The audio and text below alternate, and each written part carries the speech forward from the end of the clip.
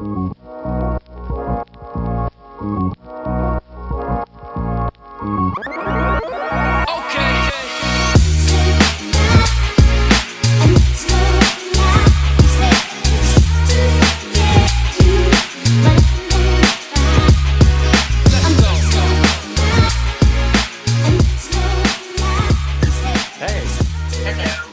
how are you, Diana?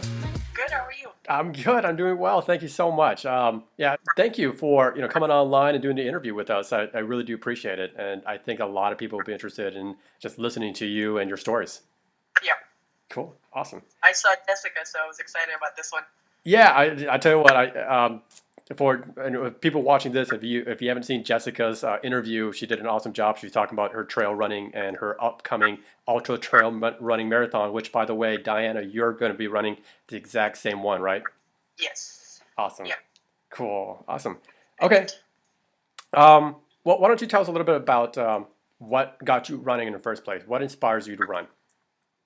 Well, I actually started running in 2006 after my mother-in-law passed away from lung cancer, Okay. and I was a smoker. So that was kind of a turning point for me. I had a baby in 2005, and I figured that I kind of needed to change things. So I started running, and then I just never stopped. It keeps me calm. I'm not a very calm person. Yeah. I get spun up really quickly, so running really keeps me grounded. And I think that's why I've been doing it for so many years. Oh, that's awesome. That's really, Yeah. yeah. I think running does help a lot of people in that way. It really puts them at peace. I mean, I know it does for me. So it's really awesome. Yeah. If anything, it makes me tired, so then I'm not as angry all the time. Yeah. Or it's for whatever it is. It's that feeling of being exhausted that we chase somehow, or that we want. Yes. Yeah. Yep. Yeah, so, Yeah. how did you and Jessica meet? Real quick. On Instagram, actually. Okay. So she was pregnant and I was pregnant. I think our babies are like maybe a month apart, if Okay. not even that. And so I found her.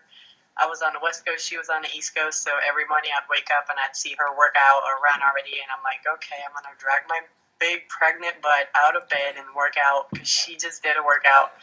So that's been almost 2 years now. Wow. And we've literally just been like staying in touch, and I know it's really weird. That is awesome. Oh, But yeah, that is cool. yeah. So why don't you tell us what is your best running story, or your worst if you happen to have one too? I think my best one is Big Sur Marathon. Oh wow, that's funny because I've done that too. It was an incredible marathon. Oh my Yeah. gosh. The guy in a suit playing the piano. Yeah. Yeah. That's my most favorite memory. Yeah. Because I was told that he was going to be doing it. Yeah. And, once you get to him, it's not that much farther after that. And so I remember listening to him. I remember hearing the Queen, what is it, the Rhapsody, We Are the Champions, Yes. and all of that. Right. Uh-huh. And I heard him, and I was like, I must be getting close. I must be getting close. And 2 or 3 miles later, I'm like, I'm still not seeing this guy. What is happening? So that marathon was definitely the highlight of my running time. Yeah. Yeah. What did you think? As I ran that exact same marathon that you did. What did you think of that wind tunnel? I think they called it Hurricane Hill. I'm not sure, but it was like it was insane. Yeah. Well, I lived in Monterey at that time. Okay.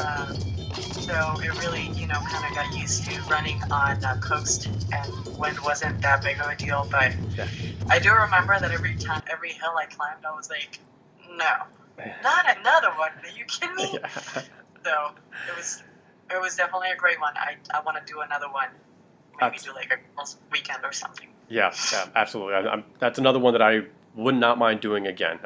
Trying to get in is another question, And it's really small. That's why I like it. That's exactly right. Yeah, it's a competition to get in is pretty. It's like you have to be on a lottery or, be lucky. Yeah, yeah. Yeah. Do you have a worst race memory that you can maybe want to share with us? Yes, it was my first marathon, which was Honolulu Marathon. Oh, okay. And it was December in Hawaii, and it was really rainy, so we started in the rain, and I did a 4:55 marathon, and it rained the entire time. And there was 55,000 people, so I was never alone. Oh, wow. It was miserable. Oh, I will never, even if people paid me, I would never do it. That was... So Yeah. I didn't train with any goos or anything. So, when you start taking stuff at the race and you don't know what it's going to affect, it ended up being a terrible marathon. Oh, wow. So, okay, no, I think marathons are hard no matter what, but it depends on... It just depends on a number of different factors that's going to make it one of your best, or it's going to be pretty much one of your worst. But I could see that being pretty bad. All rain. Yeah.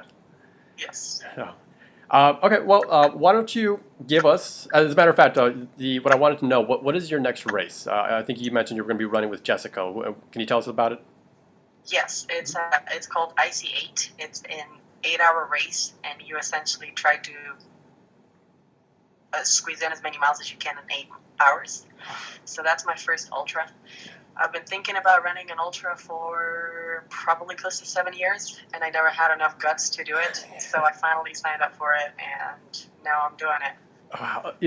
Ultra marathons are not, it's for a lot of people, it's a far-fetched goal. But could you tell us maybe quickly what training did you do to prepare for it? So because I did so much research, I just went online and I looked for what fit me. And what fit me was not the mileage, but the time frame. Okay. So my training plan was more of, run an hour today, 45 minutes tomorrow, and an hour and a half the next day. Then you have a day off, then a long run, and another hour. Okay. The only mileage that there was requirement was for the long run, but other than that, everything else was time frame. So I've noticed that the farther in the plan I went, the last long run was 26 miles, so it was a marathon. That's awesome! Wow, but, that was your training run too. Exactly. So once the best month I had was 240 miles, and by then I noticed that my mileage was it wasn't even about mileage anymore, it was about the time. Okay. So if I could stay literally running for an hour, I was like, okay, I'm good. I didn't die today. Even if I only got 5 miles, I still didn't die today. So that's something that worked for me, and I think if I do another ultra, I'm definitely going to stick with a timed training plan, not a mileage training plan. Okay. Okay, makes sense. Yeah, like I said, it's an endeavor that a lot of people only think about, and very few actually accomplish. Congratulations on signing up, and I wish you the best of luck in that ultra.